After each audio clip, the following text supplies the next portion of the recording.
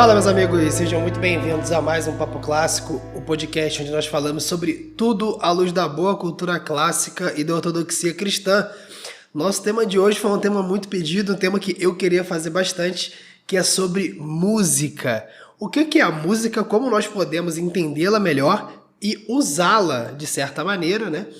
Em prol da nossa alma e da nossa educação, no processo de busca pela beleza, pela bondade e pela verdade, né, em nosso processo de educação. Então é isso que nós vamos ver aqui hoje. Espero que vocês gostem e vamos lá, vem comigo. Se você está acompanhando o podcast aqui de maneira mais contínua desde o início, você já deve ter percebido que esses primeiros episódios, a gente está agora no 11º, você deve ter percebido que nós falamos de vários assuntos, só que sempre de maneira num tom de apresentação, né, de maneira geral, às vezes expondo uma bibliografia básica, os princípios, né, os conceitos, às vezes apresentando um estado da questão de maneira mais minuciosa, mas sempre de maneira geral. Não vai ser diferente hoje com a música, né? Nós vamos abordar algumas coisas aqui de modo mais aprofundado, mas como apresentação. Por quê? A maioria das pessoas, diferente de literatura, por exemplo, né? E diferente de, sei lá, até do próprio teatro, que já tem obras amplamente conhecidas, a música, ela não é um terreno, um chão comum a todas as pessoas. Ah, mas, ô Vitor, você tá viajando, porque todo mundo ouve música, todo mundo tem Spotify, todo mundo gosta de alguns compositores e tal. Não é disso que eu tô falando. Eu tô falando da correta compreensão a respeito da música. A gente até vai falar sobre essa dissonância que existe hoje na compreensão da música, e esse é um fator que confunde as pessoas, né, causa uma confusão no entendimento da música como arte do belo. E para isso, o que a gente vai fazer hoje aqui? Presta bem atenção. Hoje, a gente vai passar da definição da música, tá bem? Que é uma coisa que pouca gente para pensar, beleza? É uma coisa que abre um leque de investigação filosófica ao longo da história impressionante. Inclusive, eu já comentei isso antes, mas para quem não sabe, eu não vou falar especificamente disso aqui, porque, enfim, não é o caso tornar isso público por enquanto, né? Mas eu desenvolvo, no meu âmbito pessoal, né, pesquisas próprias, né, a respeito de filosofia da música, né, fenomenologia da música e a metafísica por trás do movimento que a música causa na alma, que é uma coisa pouquíssimo falada de modo profundo ao longo da história. E eu vi aí um tema que me interessa muito, estou investigando isso daí. Mas voltando, né, nós vamos primeiro definir a música, falar dos elementos da música, do significado que a música tem, né? O significado que criaram a música para ter, perfeito? Nós vamos falar sobre a hierarquização, de certa maneira, a hierarquia, né, dos elementos da música, como eles se comportam. E aí, cara, já adianto aqui, pessoal, que vai ser muito difícil falar sem trazer exemplos aqui, mas nós vamos ter que fazer isso nesse episódio, porque se eu trouxer vários trechos de músicas aqui, o Spotify ele derruba, né? Eu não posso fazer isso, tem direitos autorais. Então, à medida que eu for citando algumas obras, eu recomendo que vocês anotem, ou assim, vão jogando no YouTube para ouvir, né? Para ver, às vezes, do que eu tô falando, até para ter mais contato, né? Quem não tem muito contato com vários gêneros musicais diferentes, principalmente com música clássica, música erudita, às vezes vai se sentir um pouco assim, muito na abstração. E não é esse o caso, tá bom? Então, depois vamos falar do porquê da música ser a primeira das artes e porquê ela é um baita vetor de beleza, né? Da própria beleza no processo educacional.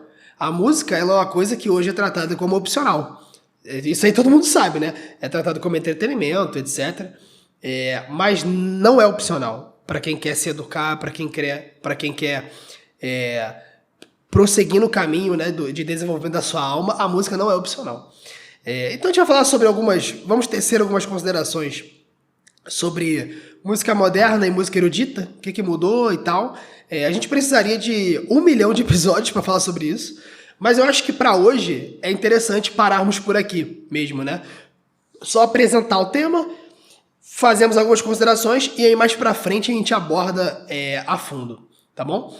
E a gente vai, assim, percorrer diversos autores, diversas obras, compositores, escolas aqui ao mesmo tempo, para corroborar a nossa compreensão da música. Então, para começar, eu queria falar com vocês o seguinte. Antes da gente falar da definição da música, o Johann Sebastian Bach, né, todo mundo conhece o Bach, pelo menos de nome, né, que é unanimemente, né, indubitavelmente, o maior compositor de música de todos os tempos, né? Isso aí todo mundo concorda, todo mundo que estudou um pouco de música, né? Às vezes o pessoal que é mais envolvido em música, todo mundo sabe que o Bach é o maior. O Bach dizia que a música, ela serve, né, para elevar a alma do homem a Deus e recriar a alma. Olha que interessante, né? Ele bota duas finalidades, né? A gente sempre tem que ouvir essas pessoas porque não são pessoas normais. É isso que eu queria que vocês entendessem. O Bach, a alma dele, né, era assim, tinha uma compreensão da música que nunca foi antes vista, né? Eu acredito que isso não vai se repetir. É uma coisa brutal, né? O Bach compôs assim muito, é uma obra vastíssima. Ele não compôs absolutamente nada ruim, nada, tá? Então, ele sabe o que ele está falando, né? Então, Bach dizia isso. Só que qual que é o ponto aqui? Hoje, abandonou-se a primeira conotação a que Bach faz referência, que é elevar a alma a Deus, tá certo? Eu sempre bato nessa tecla aqui que nós não podemos deixar isso na abstração. Elevar a alma a Deus nada mais óbvio que é elevar a alma, a compreensão, a participação no ser de Deus, né, de maneira espiritual, mas Deus, né, um de seus atributos, né, um dos milhares de atributos de Deus é a beleza, é a verdade, é a bondade, diversas coisas que estão embutidas na música. Então, também tem essa conotação. Então, a música, de certa maneira, ela é um caminho para Deus, porque ela é uma arte do belo, tá certo? E aí, uma coisa que a gente vai falar com mais calma, eu vou fazer uma série de episódios, né, no futuro sobre arte, especificamente sobre a arte do belo, que a gente tem que entender o seguinte: arte, em sentido estrito, ou melhor, em sentido lato, é tudo que o homem faz. Porém, existe um tipo específico de arte que nós denominamos arte do belo, que serve ao intelecto, serve à alma. Então, belo, como nós falamos no episódio sobre a beleza, né?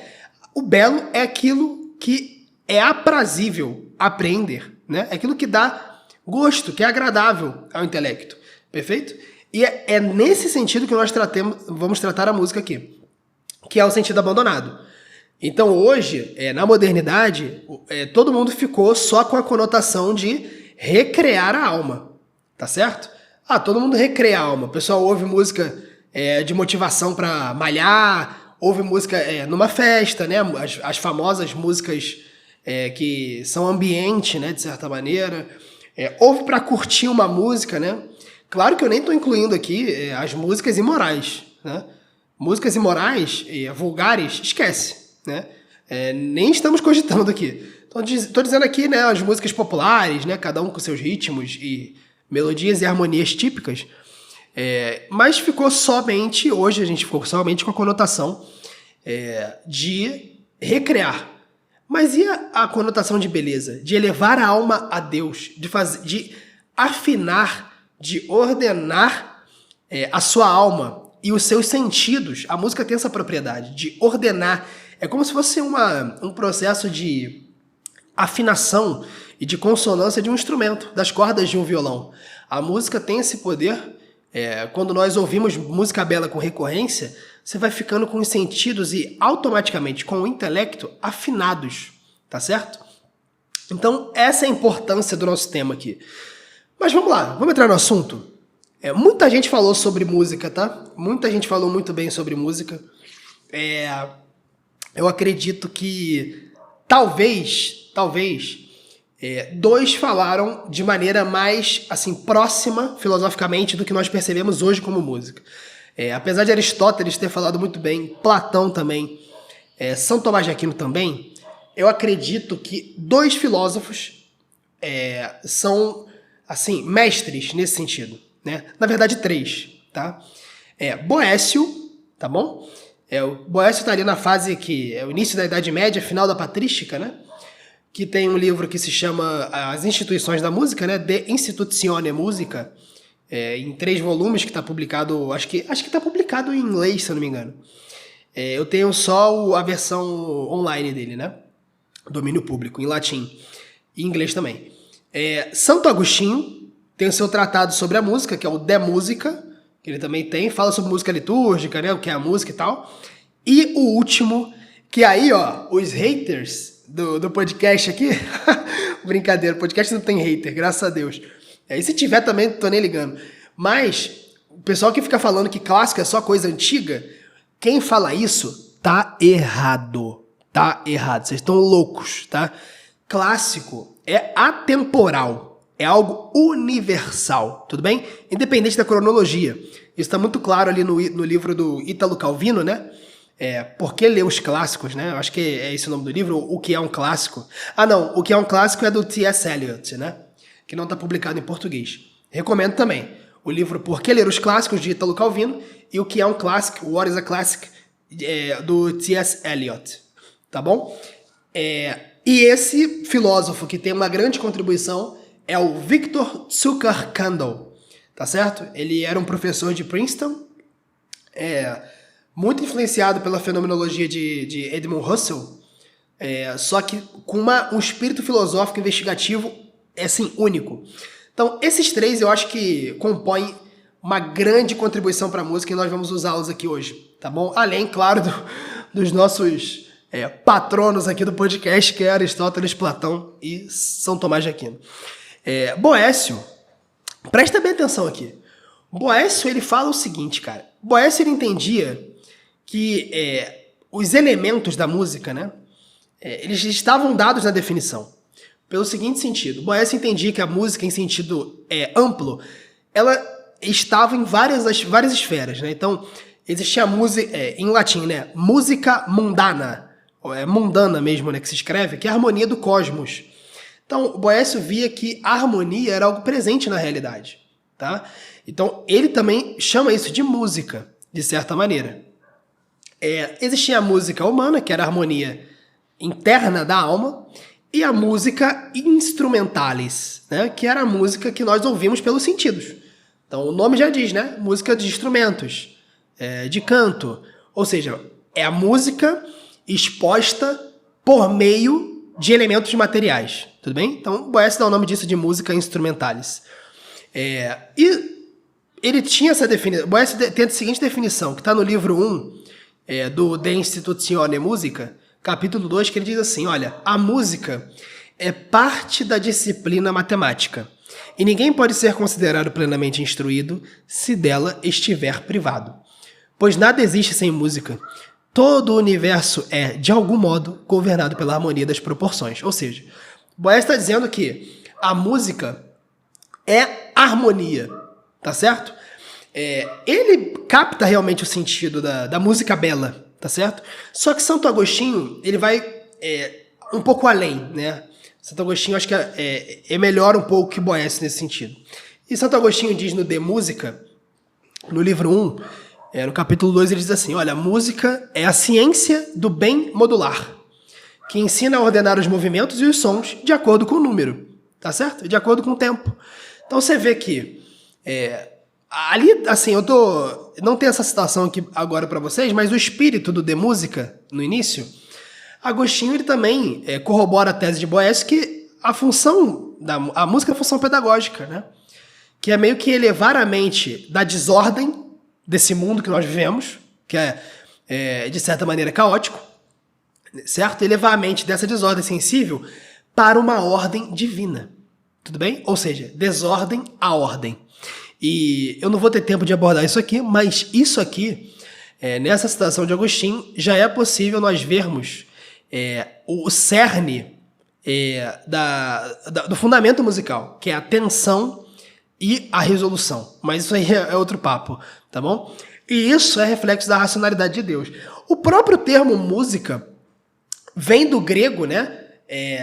as musas gregas, elas tinham cantos, né? Elas eram divindades, entidades inspiradoras de toda forma de conhecimento, de poesia, dança, canto. O próprio início da Ilíada, né? Início conhecidíssimo, né? Que ele fala, canta-me a cólera, ó deusa, funesta de Aquiles pelida.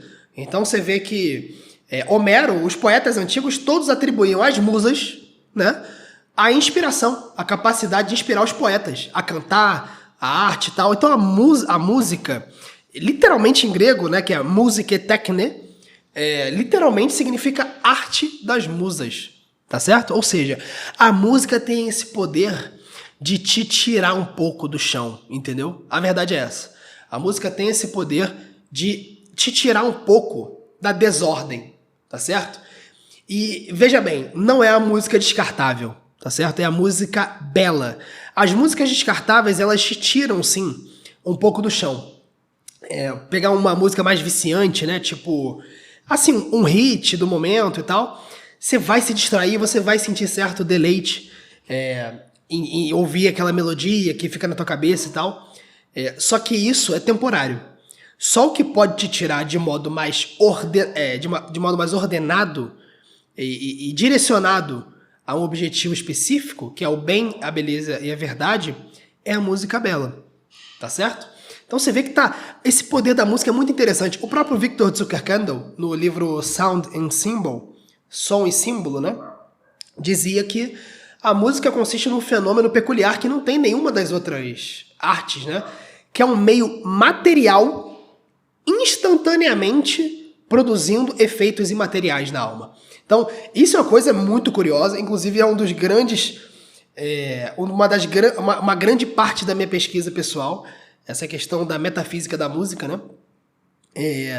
Enfim, pessoal, isso tem muitos desdobramentos, é uma coisa infinita, assim, é um assunto maravilhoso. Então, a música, ela está intimamente ligada à inspiração divina, tá? Sempre foi compreendido dessa maneira, inclusive pelos próprios cristãos, por Santo Agostinho, por Santo Tomás de Aquino, tá? E também está ligada à formação do espírito humano reto, o espírito humano ordenado, tá certo? E aí, tu pensa assim, cara, tá bom, mas música é o quê? É som? É barulho? É todo mundo, cada um fazendo uma coisa? Claro que não, né? O que nós podemos chamar de música, tá certo? A música ela é composta de 3 elementos, tá? A música é composta de melodia, acho que todo mundo já teve um mínimo contato com a música sabe disso, né? A música é composta de melodia, harmonia e ritmo, tá certo? Então você vê que a melodia, ela nada mais é a melodia do que as notas, né? São as notas de um instrumento compostas em determinada sequência e de maneira, assim, ligeiramente, né? Ou melhor, no mínimo, ordenada, né? Não ligeiramente, né? Mas, na verdade, minimamente com uma certa unidade, com uma certa sequência e uma certa lógica, né? A melodia é aquilo que fica na nossa cabeça, tá? Porque a melodia, de certo modo, ela é uma análoga da razão na música. Ela é análoga do intelecto, tá certo? Então, quando você lembra de uma música, você lembra da melodia. É possível você lembrar primariamente do ritmo e da harmonia? Claro, claro, claro. Mas a melodia, ela domina, de certa maneira, né? É aquilo que fica na nossa cabeça, né? Até nas músicas, assim, mais descartáveis, mais bestas, né? Que não são músicas, assim, igual uma música de arte do belo, né? Você lembra pela melodia, né? Até jingle. Quem não lembra do jingle do Emael, o político aqui do Brasil, né? Se lembra o quê? Da melodia, né? Então, é uma coisa muito engraçada isso, né? A melodia é o espírito, é aquilo que fixa no intelecto, de certa maneira, né? E faz com que a gente lembre da música, que associe essa forma da melodia a uma música. Ou seja, a melodia é a distribuição no tempo das notas, né? De maneira unificada, de maneira lógica, tudo bem? Pode ser variada, mas é de maneira razoável, tá bom? O que é a harmonia? A harmonia já diz respeito à simultaneidade, tá certo? de certa maneira, das notas que estão acontecendo, tá certo? Então, a harmonia, claro, você vai ter alguém às vezes cantando e um violão. Então, o acorde do violão não pode ser diferente, ou melhor, ele é diferente, mas não pode estar em dissonância com a outra melodia paralela, tá certo? Então, a harmonia, ela se dá tanto no âmbito de acordes, de bases, né? E de progresso também ao longo do tempo desses acordes, como na harmonia entre as melodias. Então, para quem já estudou música, né, é amplamente conhecido os intervalos ricos, os intervalos pobres, né, os dissonantes, os consonantes. Os intervalos ricos, né, são as terças e as sextas em relação à tônica, né? Os intervalos pobres, né, são as quartas e as quintas.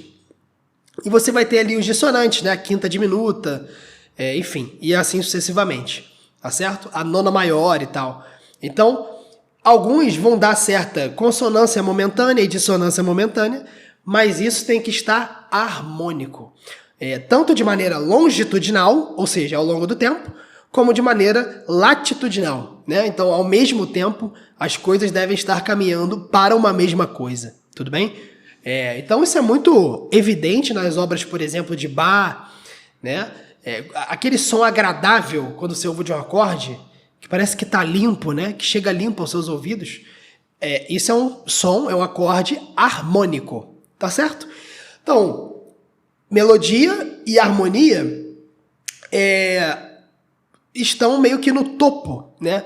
O próprio Aristóteles deixa bem implícito ali no livro da Política, né? No livro 8 da Política, que, de certa maneira, assim, eu acho que o que está implícito ali é uma opinião minha, mas eu acho que isso é meio que consensual, que a melodia e a harmonia, elas são superiores ao ritmo, tá? E aí o pessoal que está já inebriado de música moderna, pop, rock, não estou dizendo que são coisas ruins em si mesmas, tá? Mas quem vive ouvindo só esse tipo de coisa, não consegue nem compreender por que o Aristóteles diz isso, tá? Porque às vezes falta ali a pessoa ouvir mais outras coisas, principalmente a música erudita, a música clássica, uma música um pouco mais sóbria, né? Por que é mais sóbria? Porque ela tem menos ritmo. E aí, tu pergunta, Vitor, o que é ritmo? Tá? O ritmo é simples. O ritmo é o pulso da música no tempo. Então, é a marcação temporal. Tá? Hoje, né, para quem lê partitura, sabe que isso é feito por meio dos compassos, né? Então, tem um compasso lá 3x4, 6x8, tem os compassos loucos que os bateristas sinistros aí gostam, né? Os 13x8, 7x4. Mas é o pulso. É a unidade de tempo na qual a harmonia e melodia, tá? Elas são contadas, tá certo? Então o ritmo tem lá pum pum, pum, pum pum. Então isso é um ritmo, né? Então tem vários tipos de ritmo, tá? Ritmo 2x4, né? Aquele ritmo famoso de pop, né? Tum-ts, tats, tum-ts, tats. Isso é um ritmo. Ou seja, esse tum-ts, tats é a unidade do que está acontecendo. E aí a melodia e a harmonia vão se fazendo em torno desse tempo, tá certo? Então é o pulso. Uma coisa que é interessante a gente falar aqui, que Platão, na República, ali bem no livro 3, ele tem um trecho interessante que eu acho que todo mundo deveria ler. Se você tem a República aí, você vai abrir aí no trecho 398C, tá? Vai do 398C até o 401D. Livro 3, que diz assim, ó: a música não deve ter muitas formas, mas aquelas que imitam o tom e o ritmo de um homem corajoso e de um homem temperante. Pois o ritmo e a harmonia penetram na alma mais profundamente do que qualquer outra coisa, trazendo consigo graça e tornando o homem gracioso se for educado corretamente. Platão está deixando claro aqui, né, que a música influencia na tua formação. Tá? Em outros trechos, que eu não vai dar tempo de trazer todos aqui, juntando com esse de Aristóteles, eu não li o trecho de Aristóteles, né? Aristóteles, né? Vamos ler aqui o trecho de Aristóteles para eu passar para vocês a síntese disso aqui. Na Política, no livro 8, né, o trecho 1340, Aristóteles fala assim: o ritmo e a melodia contêm imitações das paixões verdadeiras da alma, a cólera, a mansidão, a coragem, a temperança e suas opostas, tá certo? Então a tranquilidade, né, a ira e tal. E não há nada que o público perceba com mais clareza. Quando ouvimos tais imitações, experimentamos ao mesmo tempo as emoções correspondentes. Então, Aristóteles identifica que na ordem de melodia, harmonia e ritmo é uma espécie de imitação da alma. Então a alma se identificando como semelhante, a gente vai ler aqui um trecho de Tomás de Aquino que ele fala disso. A alma identificando essa proporção, o homem sente um deleite, uma alegria, né? Como aquele que encontra um semelhante, né? Então, isso aqui tem muito pano pra manga, cara. Meu Deus do céu. Isso aqui explica, por exemplo, por que pessoas que só ouvem música assim, bem... música pílula, sabe? Musiquinha de 3 minutos com uma melodia viciante, chiclete. O pop atual, né? O pop atual tem muito disso. Os hits atuais, música eletrônica, quem ouve só esse tipo de música... não tô falando de todo mundo, tá? Mas em grande maioria. Essas pessoas, quando ouvem uma música erudita, uma música bela, que é uma música mais elaborada, com vários instrumentos acontecendo ao mesmo tempo, por mais que não seja uma sinfonia, tá? Porque uma sinfonia realmente exige uma certa educação, um certo treinamento para você se deleitar naquilo ali. Assim como você demora alguns treinamentos, alguns dias de treino e de prática para você sentir prazer na corrida, por exemplo, ou prazer no exercício físico, ou prazer na leitura de uma poesia, o que aconteceu até aí? Você se esforçou pra caramba, né? Não é diferente com a música, tá certo? Então, para você ler uma poesia, você teve que aprender a ler, aprender o ritmo das palavras, aprender a prosódia, aprender a métrica, né? Mesmo que implícita, todo mundo identifica a métrica de um poema, né?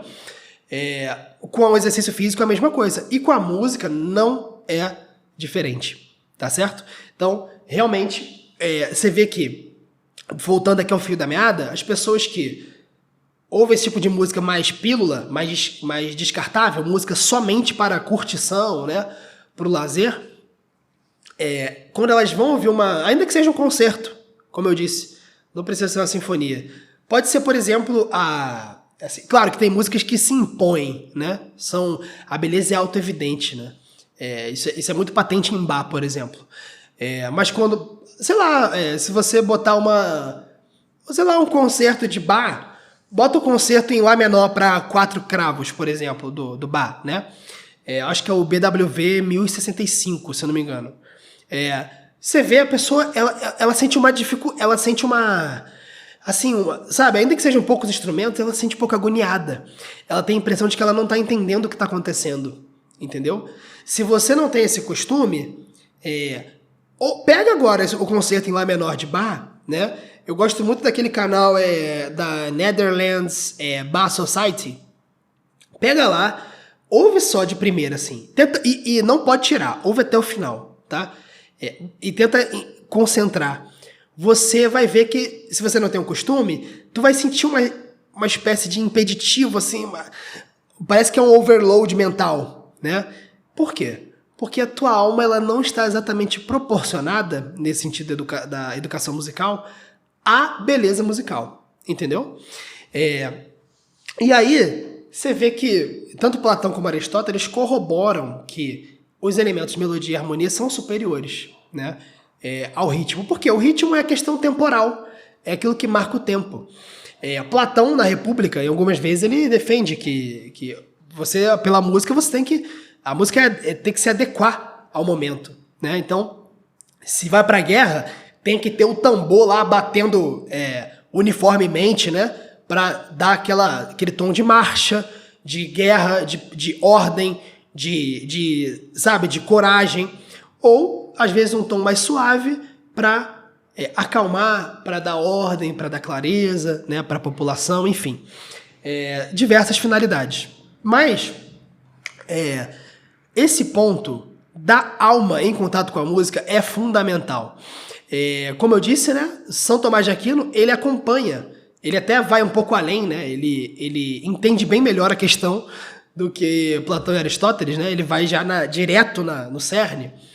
Na Suma Teológica, na segunda parte da segunda parte, né, na questão 91, artigo 2, São Tomás de Aquino diz assim: O movimento da alma, ou seja, o que é o movimento da alma? Presta bem atenção aqui. É quando a música, uma determinada melodia, uma música, ela te move, ou seja, ela causa uma emoção. As emoções que nós temos nada mais são do que movimentos da alma, tá certo? Então, às vezes esse movimento de alegria ou de tristeza ou de intriga, de mistério, né?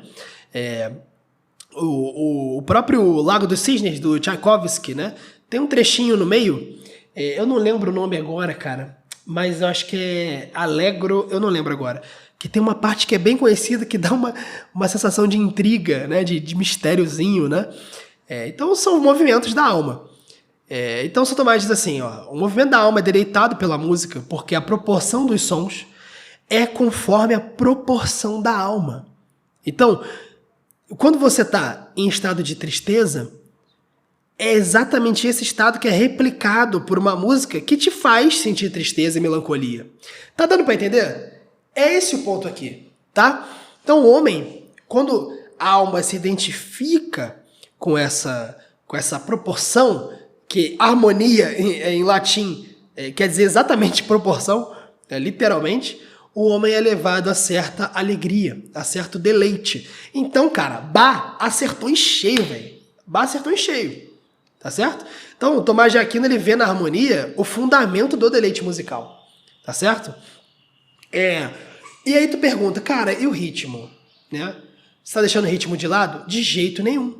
O ponto é que o ritmo, ele, dentre a melodia e a harmonia, primeira coisa, você concorda que pode haver uma música só com melodia? Claro que sim, pô.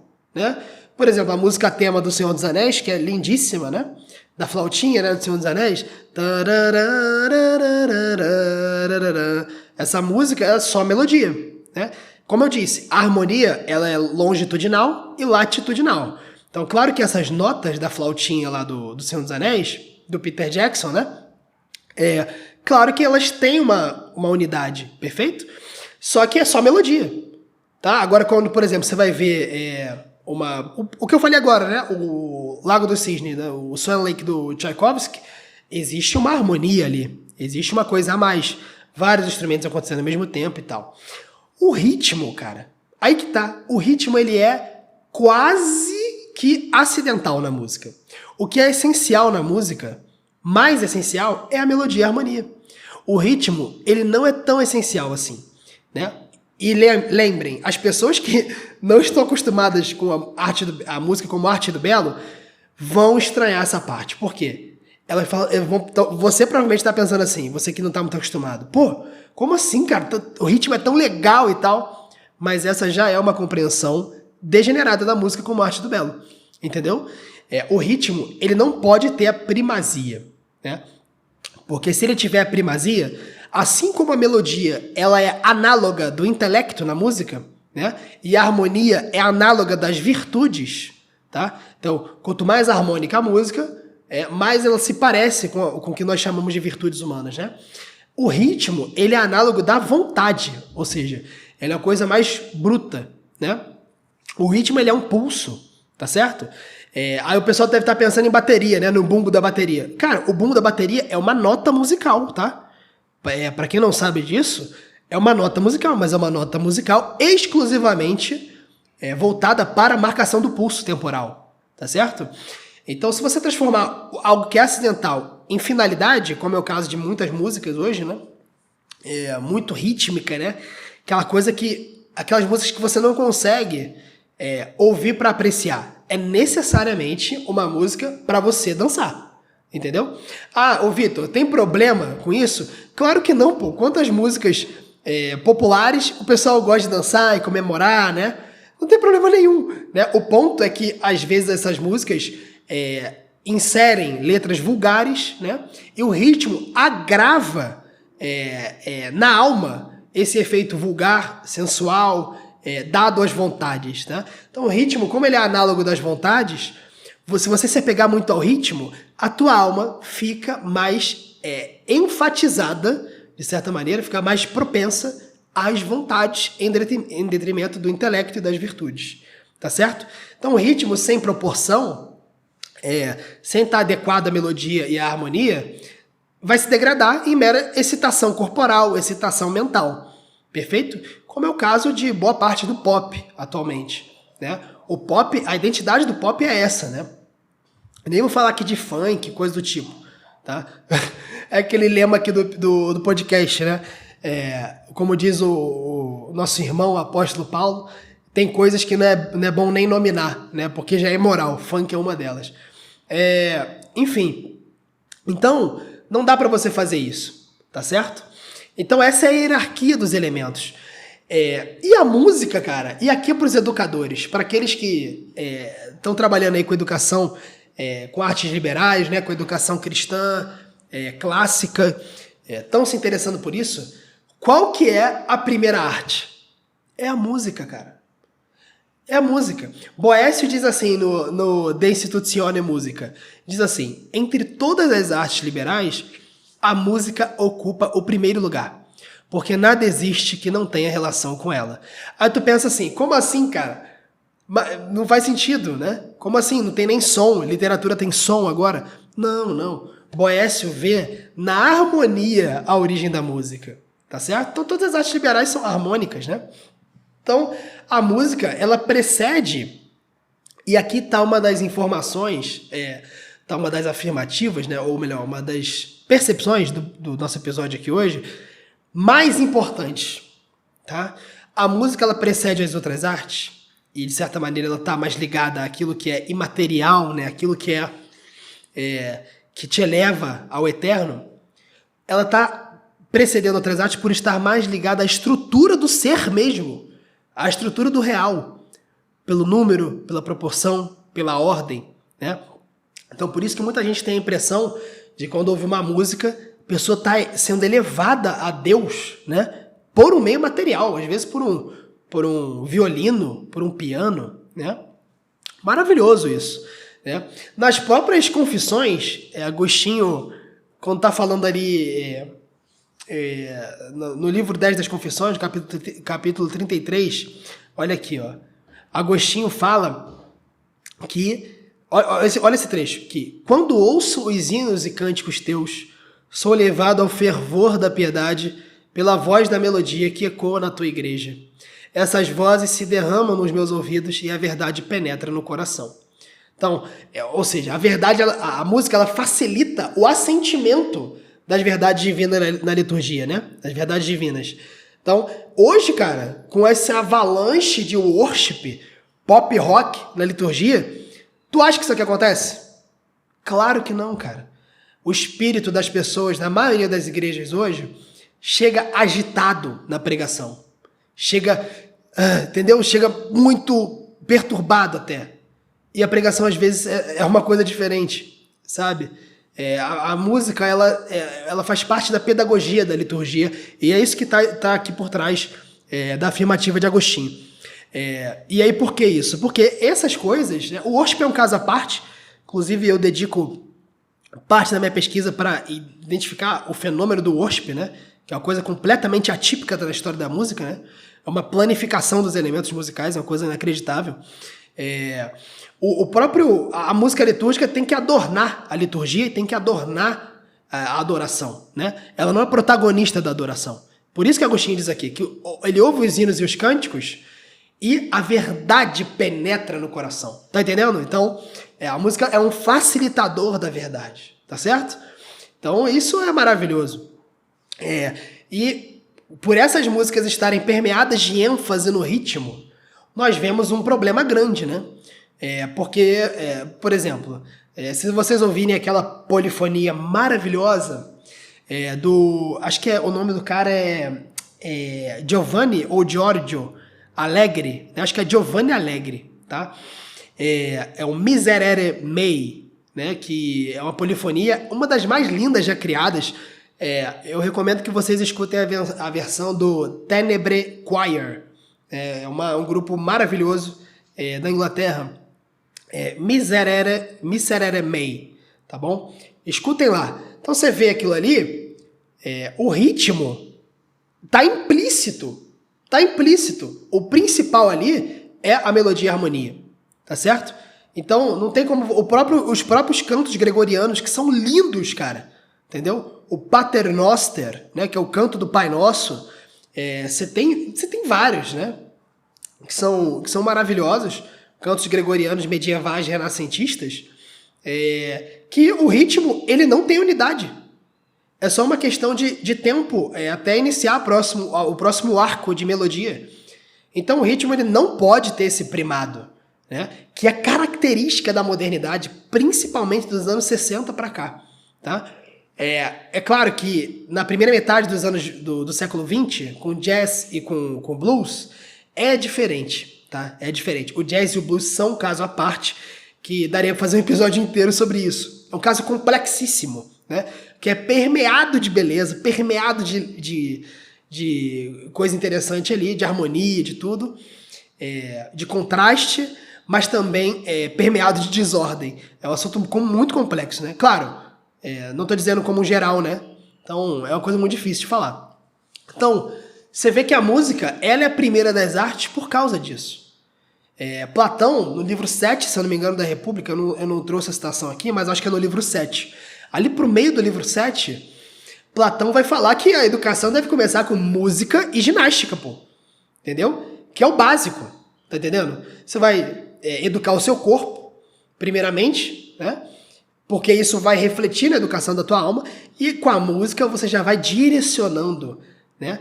Movendo mesmo, a música é como se fosse um empurrão, velho. É um empurrão na tua alma na direção que ela quer, tá certo? Então, a música é a primeira arte, porque ela é a arte da harmonia, tá certo? Ela é a arte da eternidade. Isso aqui é maravilhoso, tá?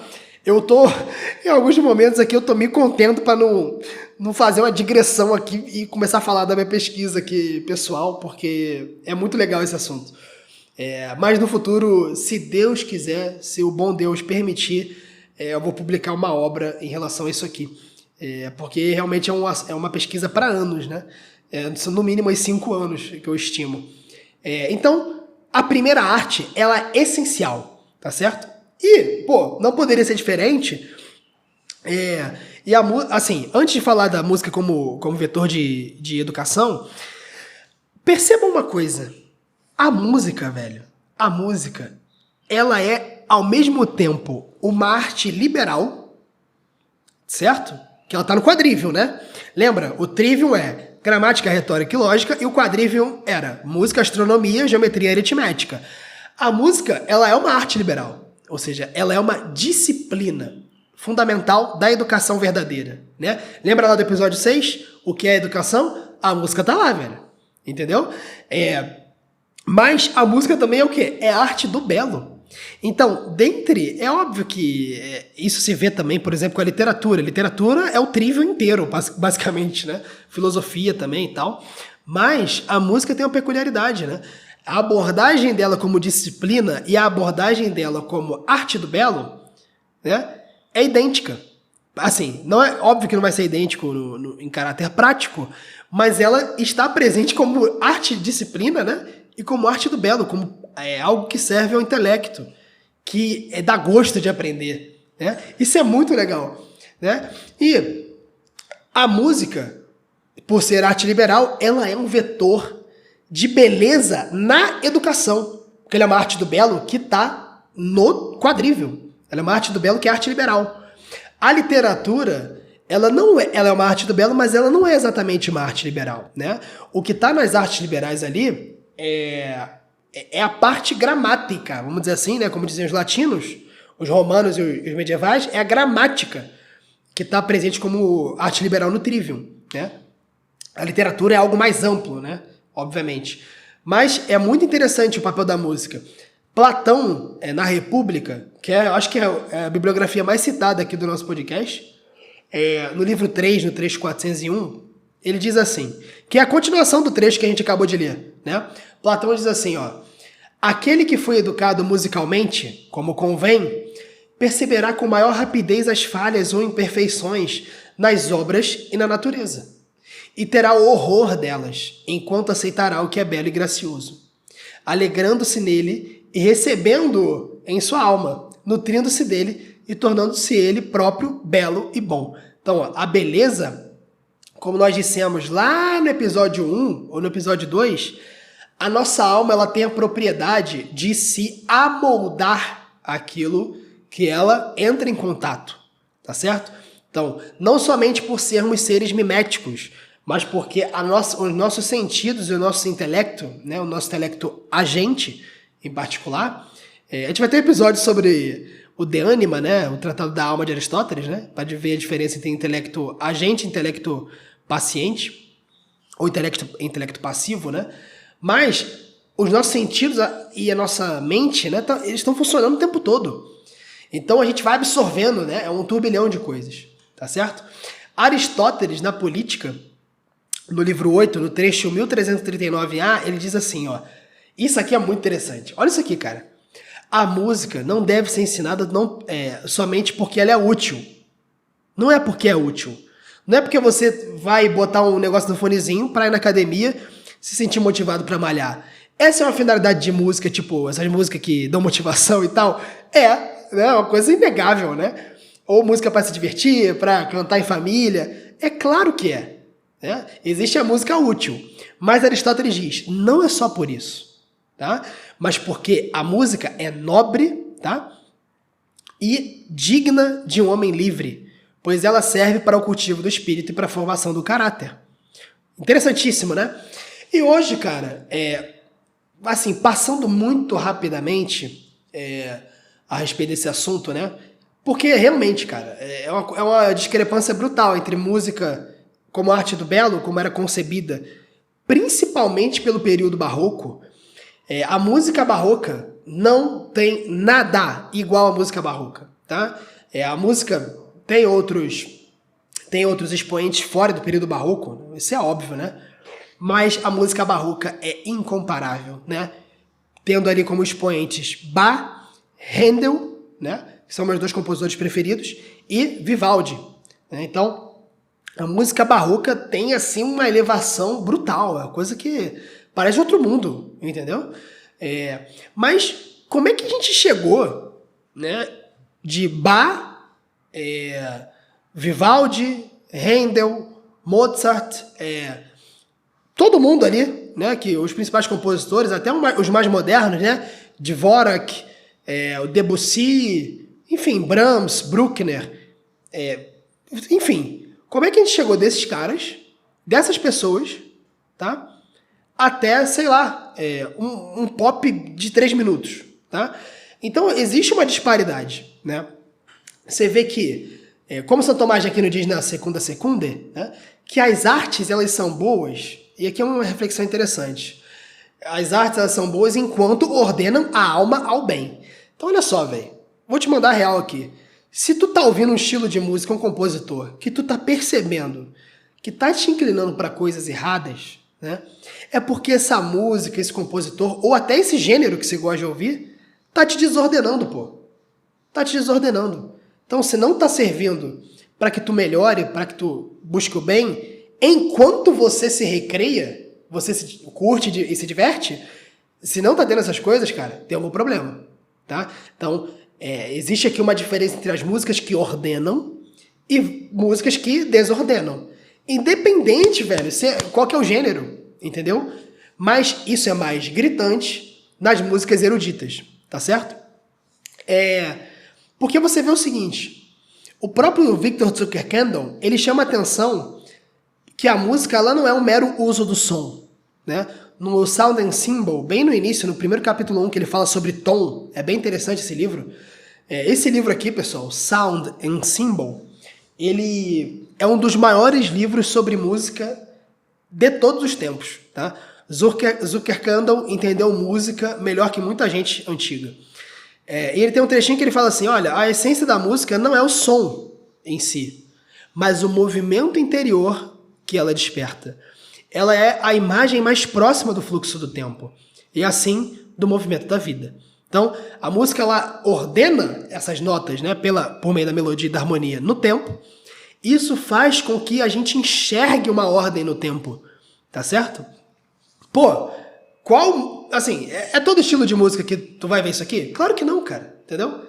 A música que fica com a melodia chiclete na tua cabeça aí durante 1, 2 semanas, que passa e não fez nem cosquinha no seu, na sua vida, ela é descartável, entendeu? Então você vê que essa música bela, né, não necessariamente só a música erudita, né? Um bom exemplo disso, dentre vários, tá? Tem milhões de gêneros musicais maravilhosos. Mas, por exemplo, além da música erudita, por exemplo, né, alguns blues, country, né, alguns sambas antigos do Brasil, não samba moderno esquece, tá? Joga no lixo. Sambas antigos, lá do início do século XX, são belíssimos, tá? Belíssimos. Obras-primas, com letras maravilhosas, letras profundas, harmônicas, melodias lindas, tá? Essas músicas belas ordenam o tempo e, como consequência, como você está no tempo e você apreende as coisas no tempo, Aristóteles deixa isso claro no Tratado sobre a Alma, né, no De Anima, que ali no nosso processo de conhecimento intelectual, né, de divisão e composição, nós inserimos o tempo, a alma ela se ordena junto com a ordem da música. Entendeu? Por outro lado, a música moderna tem uma coisa que é um vício, velho, que é o primado do ritmo. Então, ela reduz essa riqueza, ela esteriliza a melodia e a harmonia. Não é como um todo, tá, pessoal? Ninguém quer ser aqui apocalíptico. Não tô querendo falar mal de todos os cantores que existem hoje, claro que não. Né? Isso é imprudência, tá? Tô falando aqui como um todo. O espírito do tempo, né? O espírito do tempo hoje, musicalmente dizendo, é um primado do ritmo. É para você dançar, é para você ficar ouvindo a música em loop infinito. Não porque ela é bela, não porque ela te emociona, porque você sente, assim, uma transcendência, clareza mental. Não é por isso. É por excitação sensorial, pô. Tu não percebe isso, cara? Entendeu? O Spotify tá cheio desse tipo de coisa, tá? Então, quando ouvimos uma música apenas como algo útil, para tu passar o tempo, assim, só para tu dançar, para tu relaxar. Claro, não tô falando aqui dessas situações saudáveis, né? Tô falando assim de reduzir a música a isso, né? A gente acaba rebaixando a música como arte do belo para arte servil. Vocês lembram no episódio retrasado a definição de arte servil? O que é arte servil? Agricultura, né? Pesca, um monte de coisa, né? O preparo dos alimentos, que o pessoal insiste que é arte do belo, gastronomia. Para com isso, cara. A gastronomia é arte servil, tá? Por que servil?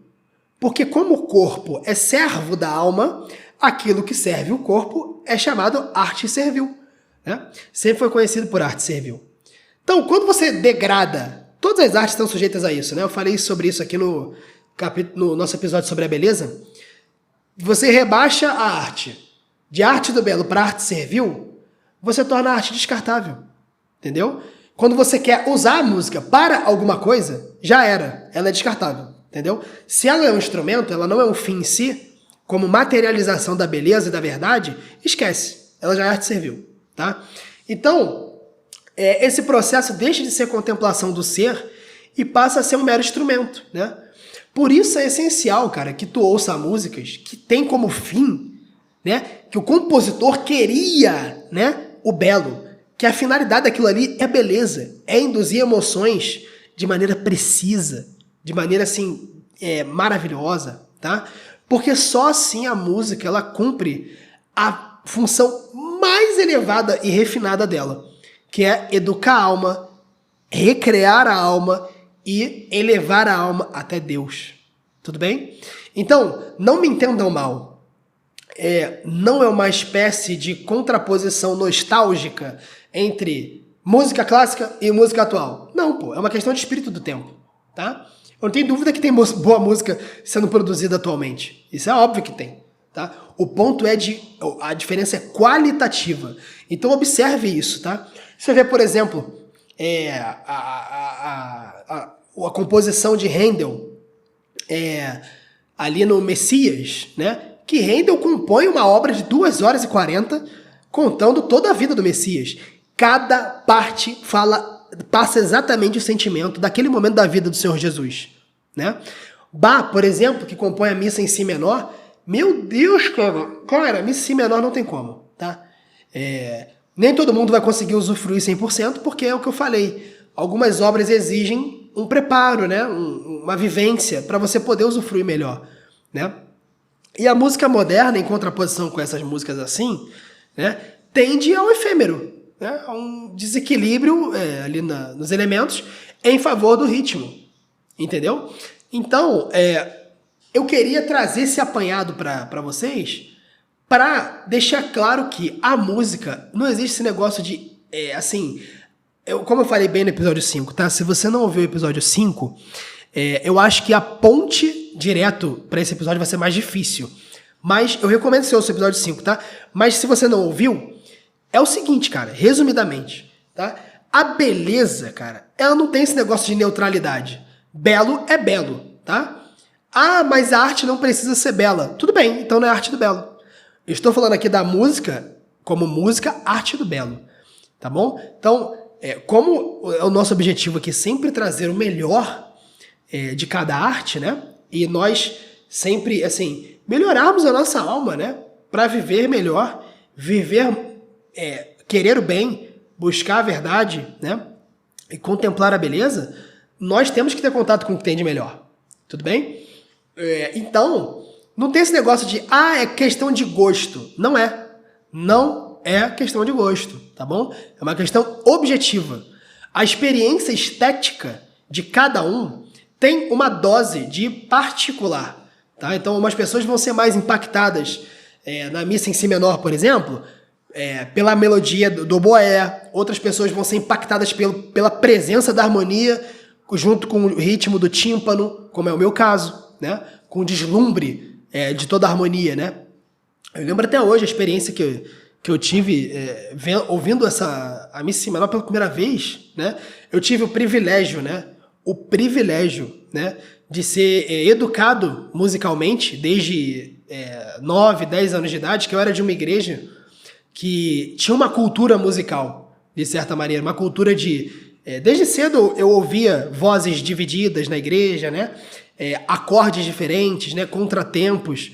Então isso acabou que me educou para ter contato com essas obras, graças a Deus. Esse é um privilégio muito grande.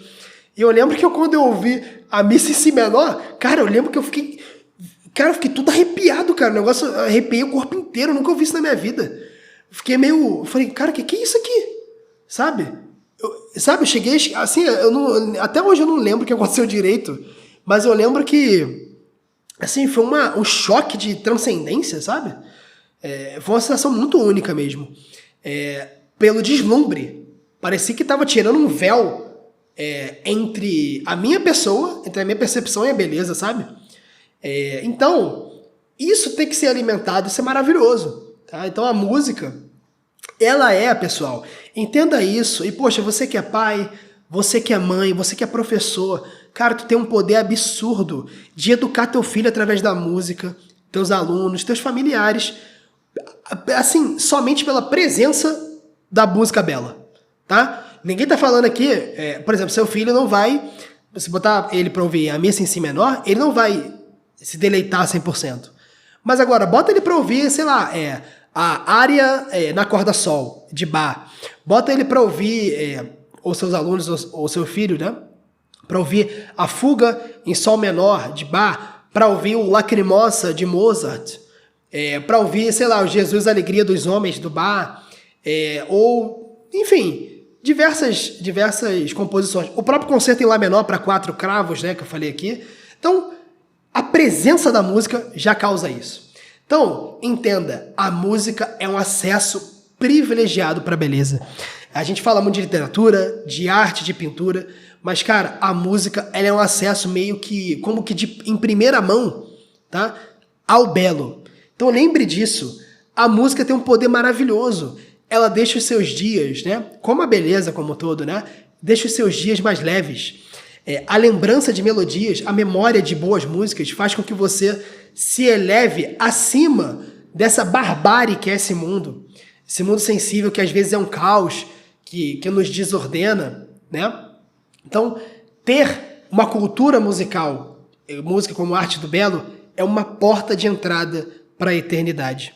A música ela não é mero divertimento, né? ela é também divertimento, ela é também recreação. Mas, acima de tudo, né, ela é a contemplação da ordem universal. Ela é um treinamento da alma na beleza. E é um caminho para a virtude e, obviamente, acima de tudo, para Deus, né, para o dono de toda a beleza, toda a verdade e toda a bondade. Pessoal, espero que vocês tenham gostado desse episódio. Eu acho que a gente conseguiu introduzir aqui o tema da música como arte do belo. E aguardo vocês no próximo episódio para a gente falar sobre mais coisas legais aqui e coisas que, se Deus quiser, serão edificantes para todos nós. Fiquem com Deus, até o próximo episódio. Valeu!